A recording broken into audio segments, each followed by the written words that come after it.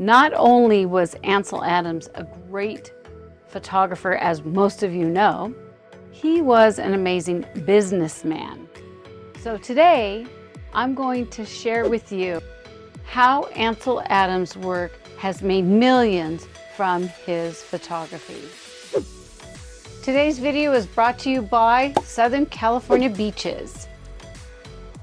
Like and subscribe to this channel if you want more information about business for fine art photography, landscape, macro, and nature photographers. When I was in college, we learned all about Ansel Adams and his beautiful work, which is amazing. But of course, we did not learn his business, his way to becoming famous, the money that he could live off of because of his photography. So, with that said, you know me. If you don't know me, then you will now. I love business. So I did research on Ansel Adams to find out his strategies, to find out what made him so big.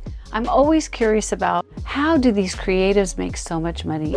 When I was in college getting an art degree with an emphasis in photography, our curriculum was all about Ansel Adams. But what I learned, like most of you know, is how he shot, how he made his work, his techniques, etc. But we never learned his business. But like most colleges, there was no business courses or no business information on creatives like Ansel Adams.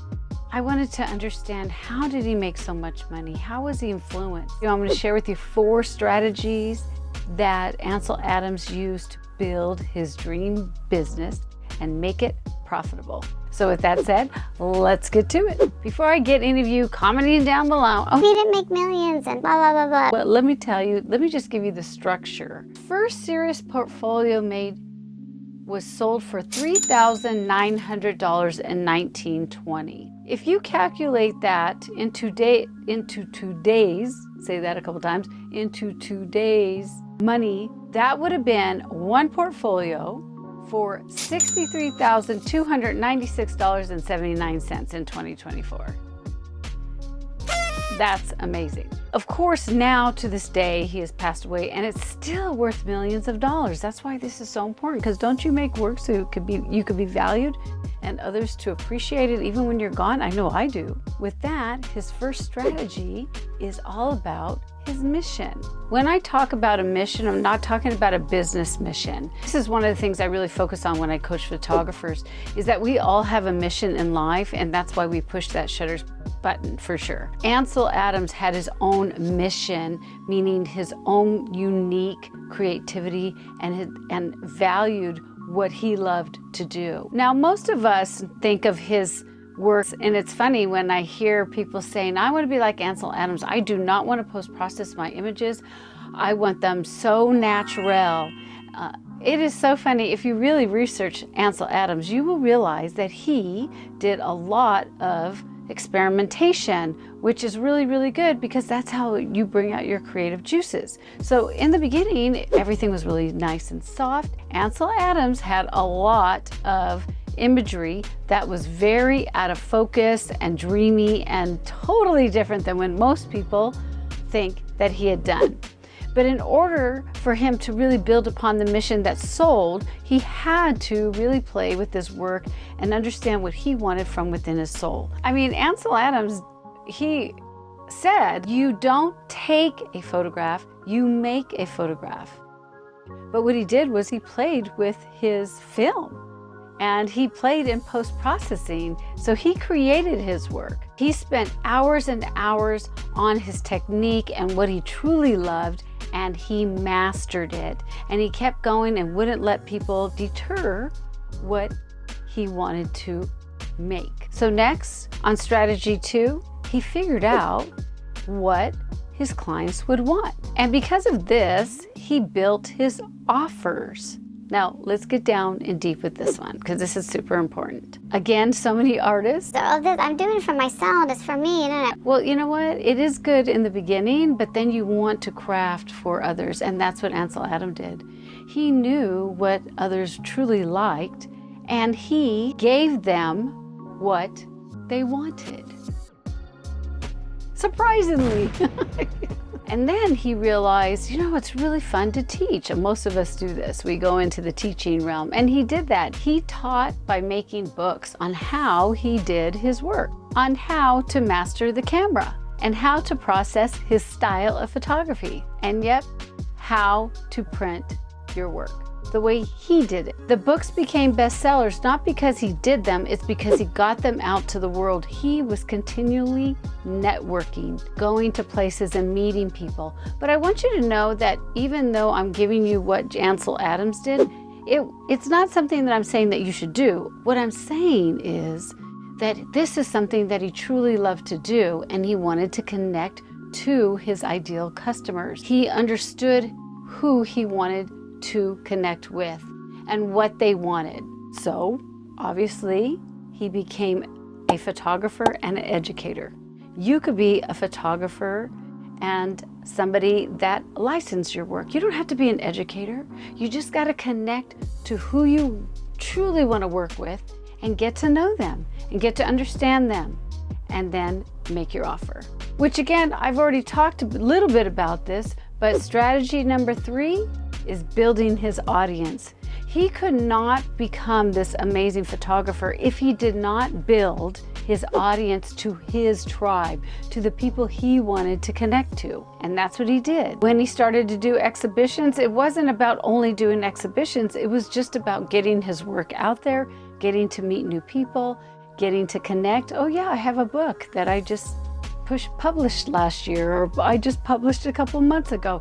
It's all about connections. It's still the same to this day, but we have, which is really awesome, the internet, how I'm connecting to you. If you don't like internet, go to a gallery, get to know people, show them that you have work on your website. It's all about getting people to see you.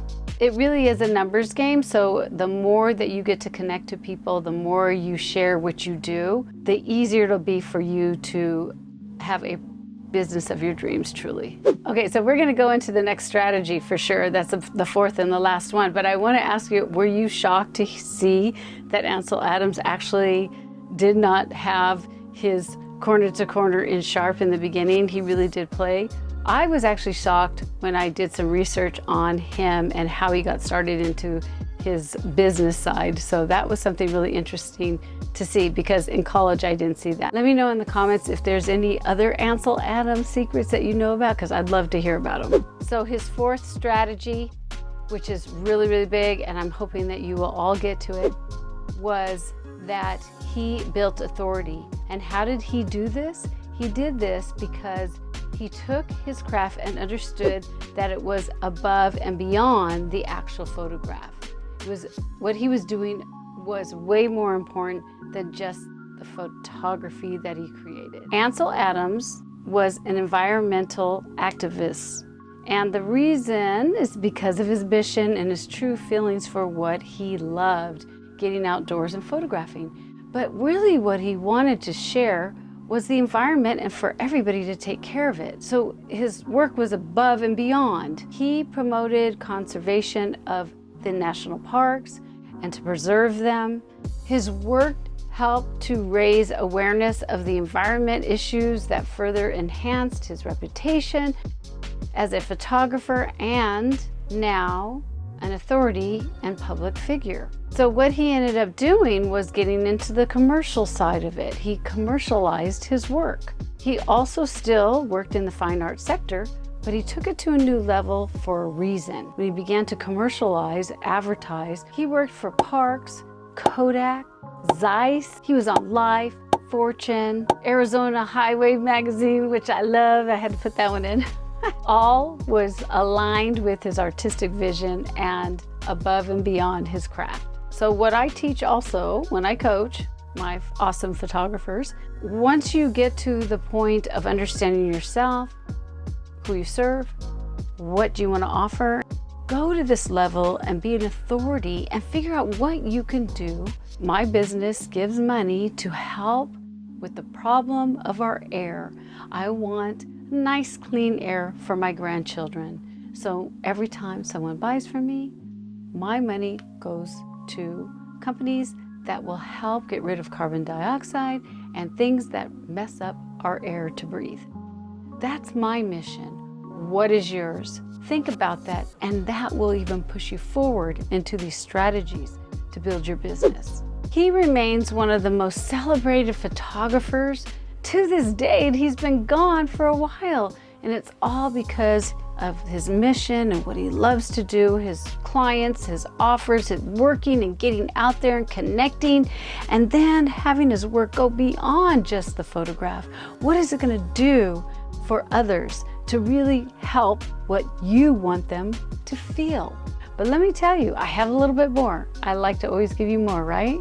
If you truly want to be inspired by somebody like Ansel Adams, watch this next video where I teach you the successful habits of photographers that make good money. It's super important.